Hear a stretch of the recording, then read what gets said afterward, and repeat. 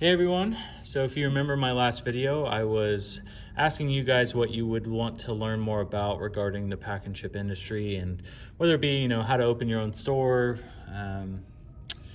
different functions, different services we have at our store, or just, what we do on a daily basis. So one of the biggest requests I got was just simply how to package a box and how we send boxes for all of our customers. So I'll walk you through a couple things. First off being just a drop off with a carrier label. So that's one of the most common things we see every day. People have returned stuff, something they bought online, they have to return it. They get the label from the business they're returning their items to. They'll get the label sent to them by email. They could print it out and box it up and send it back. So we do get a lot of those. And it's pretty easy when someone brings one of those in. We just hit carrier drop off.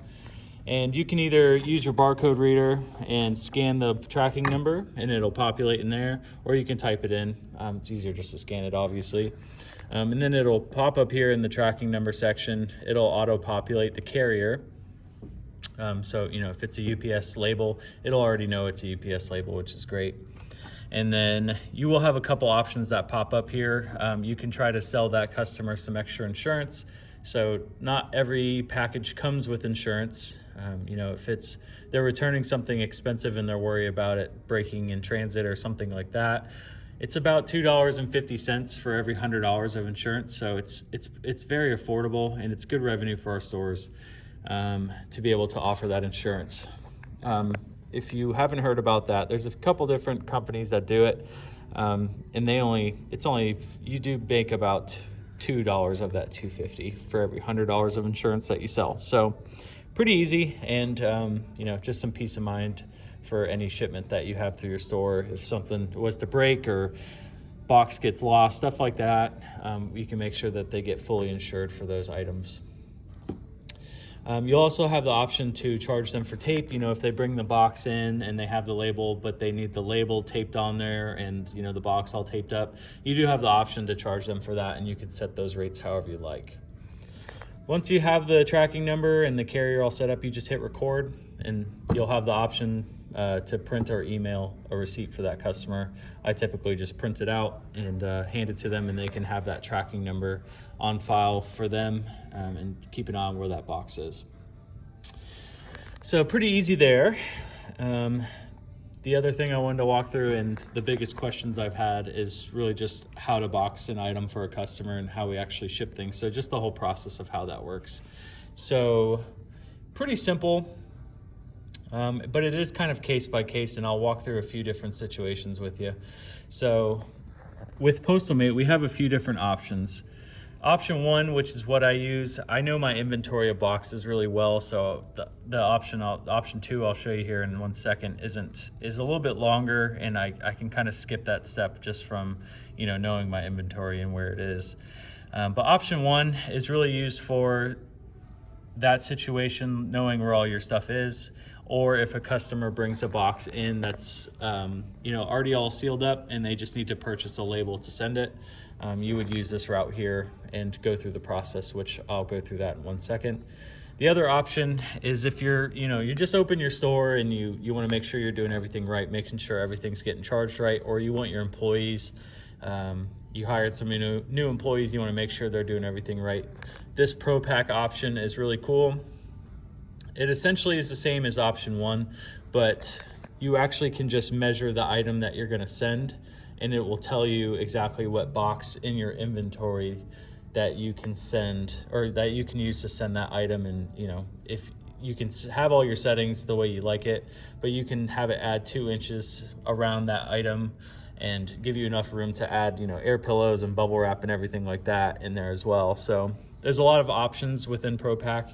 It's a process to get it all set up, but it's worth it once you do. It just makes it easier to find the box to ship the item correctly, and you can also set up prices for bubble wrap and packing pillows and everything that you have to stuffing to make sure that the item is safe inside the box. But for this example, I'm just going to use the route I always use. Stores do everything differently, but this is just what I found to be the easiest route and the quickest for me and my customers. So just using the normal shipment method is the easiest. I'm gonna ship a box from myself. So you can see my name and address there. If you wanna add someone in, a customer that hasn't been here before, you simply just type in their first, last name, have their address on file, and a phone number or email is good to have on file as well.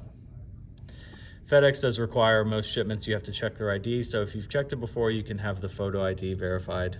Helps a lot as well.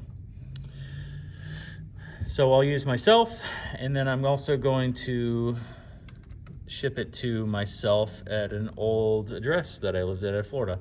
So again, this works similarly to adding the customer who's shipping the item in. You add their first and last name, so I'll show you real quick. I've already done this one a few times, so it's in there a bunch, but you add their name. If it's a business or a company, you could skip the name part and actually just type in the company name, and then you can start typing in the address. So I know this is going to 19401, and you'll see here, this doesn't pop up just because I've sent it here before. This is the beauty of Postal-Mate. They use Google Maps to actually verify all the addresses that pretty much when you type in the street number and start the street name, it'll populate a bunch of different options for you and try to fill in what you're looking for. So 9 times out of 10, it'll be just simple, exactly what you're looking for. Like this situation, there's the 2 different postal codes. They're the same, but this one's the extended postal code. If you're using an address like 15th Avenue, there's going to be a lot of options for you to scroll through, but you just keep typing and you add in the zip code and it'll narrow down this section for you. So you can have that. It'll ask you if the address is right. Definitely always ask the customers if the address they're sending it to has an apartment number or a suite number, something like that. So I know this address is an apartment. It's going to require an apartment number. So you can just type in the number there, and then you'll want to verify the address. I didn't have residential address clicked, so it knew that, and it's telling me this is not a commercial address. It is a residential address. We want to hit yes to that, and it will auto fill this in for you. Once everything's filled in correctly, you're going to want to see this message before you continue that the address was fully verified. Postal-Mate uses Google Maps to make sure every address you're sending to is an actual address, and it's something that it's not going to get kicked back to you saying it's not a real address. So it's really nice, a little bit of peace of mind knowing the address you type in and just double checking everything's correct and that it's fully verified, and you can continue on.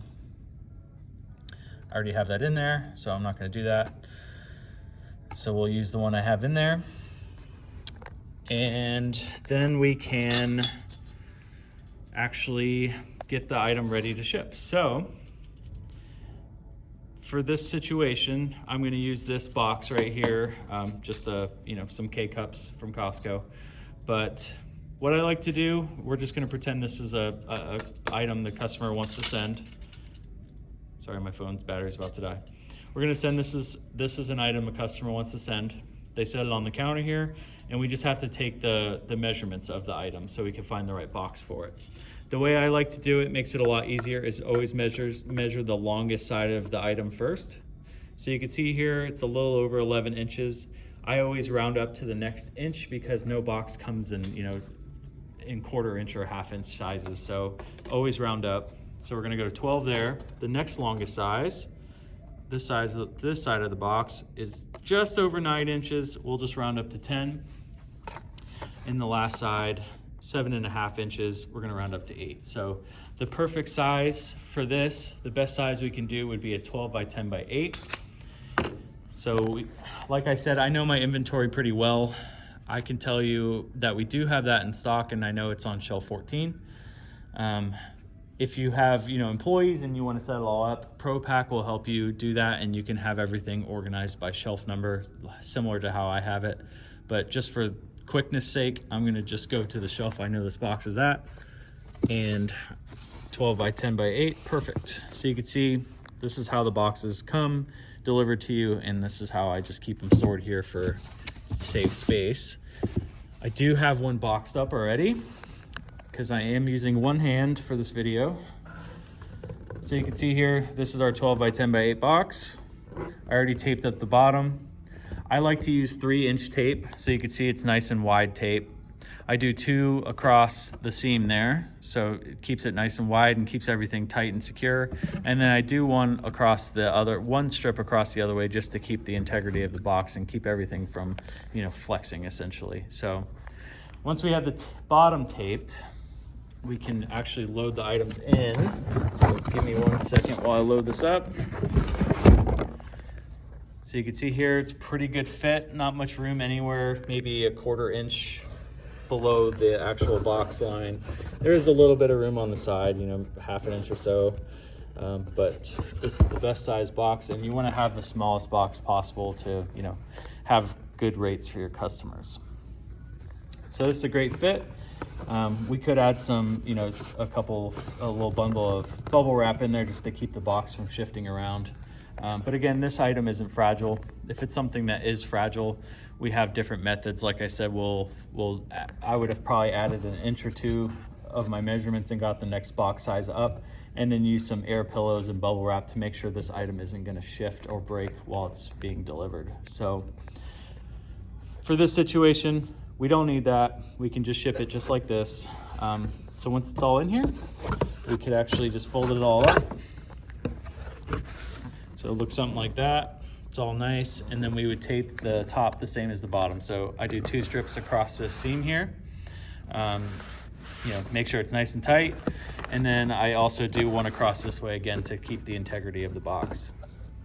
So pretending that that's all taped up as if I have 2 hands available, we have it on the scale here, and our scale is hooked to the computer.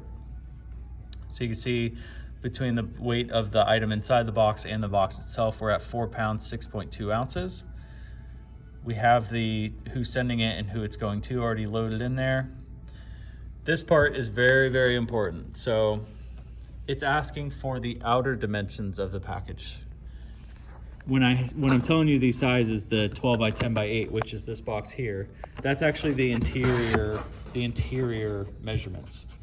So when we measure the outside, it's going to be slightly bigger because of the actual walls of the box. So overall, it's about a 1/4 inch for a single wall box. Every measurement, length, width, and height is going to be about a 1/4 inch larger due to the walls. So let me measure this for you. So you can see here, yeah, we're right at 12 1/4. Yeah, like dead on it. So what I always like to do, you can round up to the next inch. It will kind of flex the price higher.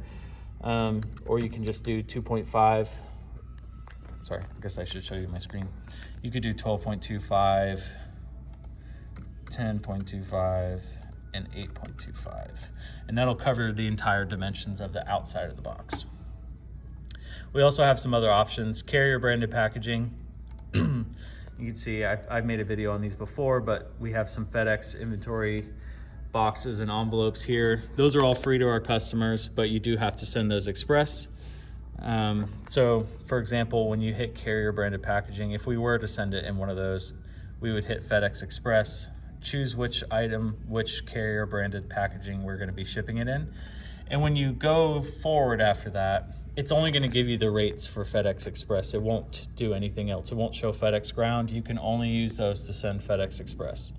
So it's kind of nice. It narrows down like what options you have to ship.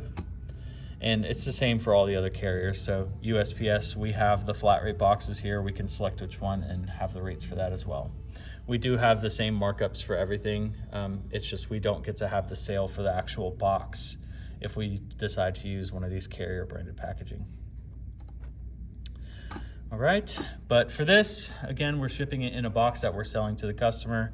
We have the dimensions in there and we're ready to go. There is a couple more options here. Article not in standard container. Don't see that very often, but if it's in like a tube or something that's not an actual box, you would select this. There is a little bit of a surcharge to send something that's not in a box. Padded envelope or soft pack is just envelopes or poly bags, bubble mailers, stuff like that. So you would take the entire measurement of the outside of those and then just select that. It's a little bit cheaper for those. Insurance and shipment. So again, you can make good money and good revenue for your store selling extra insurance. Most shipments come with $100 of insurance. If they're shipping something that's worth more than that, they can pay you to add the extra insurance for it. If something is to happen to their item while it's being delivered, they can, submit the claim to you, and you can submit the claim to the insurance company to get the full value of the shipment and the value of the item that was in there back to you, or back to the customer, sorry. So sadly, this is as far as I could take you. I've already gotten in trouble for showing rates on my previous videos. I've taken all of those down since. But after that, when we hit next, there is a couple options for, depending on the carrier, you can have, a customer could pay to have a signature for the box. They can set appointments for delivery, stuff like that. It's extra charges. But after that, it actually will populate, for this box in particular, since it's in our own packaging, it'll actually populate all the different carriers and all the different delivery types and different rates for all the different shipment types. It's a lot that comes up on the screen, and it'll be sorted by least expensive to most expensive. It also includes delivery dates for FedEx and UPS, at least it does. USPS, it does not. It will include delivery dates as well. My scale's freaking out. I can see it on the video. It will include delivery dates as well. So, you can tell them this box will probably be about between $15 and $20. And if it's, going all the way to Florida, it'll probably be 3 days through the slowest shipping, like Priority Mail or FedEx Ground, FedEx Home Delivery. It'll show all those delivery dates on there for you. So you can kind of turn on the sales charm and try to upsell them to get it there faster, more expensive route, so you get the extra revenue. But it's entirely up to you. I usually chat the customer up, ask them all that while I'm packing it up. It helps keep them, talking and, not worried about how fast I'm actually packing their item up, stuff like that. But I'll try to get all that information while I'm packing the item up to save time for them and myself. But once you choose the actual, the rate they want to go with, once you hit submit, it'll print you a label right out of your label machine here. I have one here that I did it just for a test to show you. I can't show you the rates, but I can show you the label. So it'll print you out a label. It peels off of the paper here, but you would just stick that on the box that's all taped up, and then put it on your shelving back here. You can see all my carriers have picked up already today. These are just boxes that I've sold in the last 30 minutes. And we've pretty much been filling all these shelves every day. So we had to clear a lot of our stuff out to make room for incoming, boxes that we've made labels for. So, but again, everyone's picked up already today. We have a few boxes here that we've shipped out just in the last 30 minutes or so since they all picked up. But you would just place the box over here, and when the carrier comes to pick it up, you just give it to them, and they'll get it to the destination by the promised date. So pretty easy. It's really just having a little bit of knowledge on, that exterior, interior, and then really just how to properly package items. Again, it's case by case. If it's fragile, wrap it up as much as you possibly can. Add insurance if they'll let you do it. Add the insurance to make sure that if something is to happen to it, it doesn't come back to you. It helps you out a lot. So that's pretty much it. After you have the label, you go over to your point of sale system. With Postalmate, it automatically populates here. The shipment will populate here, and they can pay the exact amount for the shipment. They actually pay for it, and then you'll be able to print them a receipt with the tracking number for them to view. After that, it's really just, they get to go home and track the item that they just sent, and once it gets there, it's all done. You do also have the option to track every shipment within Postalmate, even stuff that's been delivered for, like a month. So pretty neat. It's a very good system to use. I've enjoyed using it so far, but just wanted to walk you guys through that. Hopefully it helps. Please let me know if there's any other videos you'd like me to make. I have a few others kind of in queue right now to answer some of the questions I've gotten recently. So I'll be making those as soon as I can. I think that's it. So I'll catch you guys next time. If I don't make another video before Thanksgiving, happy Thanksgiving to everyone. And then we're going to be kind of getting into the holiday season, so I'll probably be pretty quiet on my end while we're kind of fighting through the holiday rush. So thank you everyone again. Hope this helps. Let me know if you have any questions. Have a good one.